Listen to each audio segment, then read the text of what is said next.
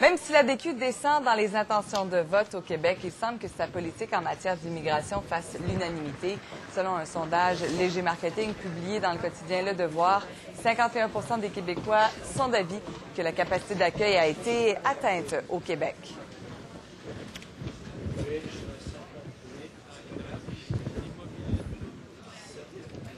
Alors, pour en parler, je vais recevoir le doctorant en sociologie, M. Mathieu Bock-Côté. Bonjour. Bonjour. Alors, 51% qui sont d'accord. Est-ce que c'est un chiffre important, significatif? C'est un chiffre significatif, je crois.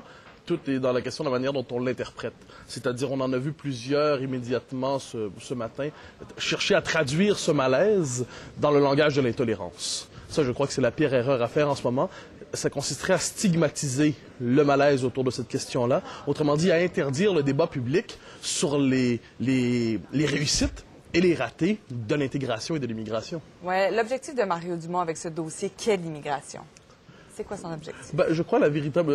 Mario Dumont, là-dessus, veut se poser comme le porteur ce qu'on pourrait appeler le créneau identitaire au Québec. Le créneau d'une certaine réserve envers certains changements un peu massifs qu'on contrôle plus ou moins. Et Dumont veut occuper ce créneau-là. Est-ce qu'il le fait maladroitement? Probablement. Est-ce que c'est illégitime, néanmoins, d'amener ces préoccupations-là dans le débat public? Autrement dit, est-ce que la question de l'immigration peut être réintégrée dans le débat politique? Non pas comme la question centrale, mais comme une question parmi d'autres, qui fait en sorte qu'on peut en débattre et avoir des positions variées là-dessus. Ça, je crois que c'est le véritable enjeu de ce sondage-là. Ouais, en refusant l'augmentation du nombre d'immigrants, est-ce que Mario Dumont est un raciste? Pour l'instant, Mario Dumont, non, je pense pas que c'est un raciste. Ce terme-là, pour moi, racisme, intolérance, xénophobie, il y a des racistes, il y a des xénophobes. Mais il y a des gens qui vont l'interpréter comme ça quand même. Il y a des gens qui interprètent le racisme un peu facilement. Par exemple, pendant la commission Bouchard-Taylor, il suffisait que des Québécois aient, ou d'autres, se manifester au forum public pour qu'on traduise immédiatement le souci d'une certaine continuité historique au Québec par du racisme ou de la xénophobie.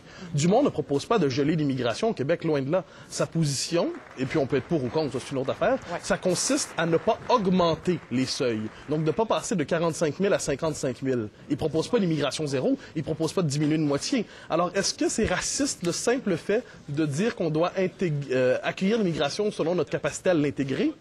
Voilà, ça veut dire qu'on aurait le terme raciste un peu facile pour disqualifier nos adversaires. Je trouve ça particulier parce qu'il y a une espèce de paradoxe. Les sujets sont différents, mais on avait un sondage sur la cote de popularité de Mario Dumont qui est à la baisse, à 18 %. Et là, on voit qu'il y a quand même 51 % des Québécois qui l'appuient dans certaines de ses idées.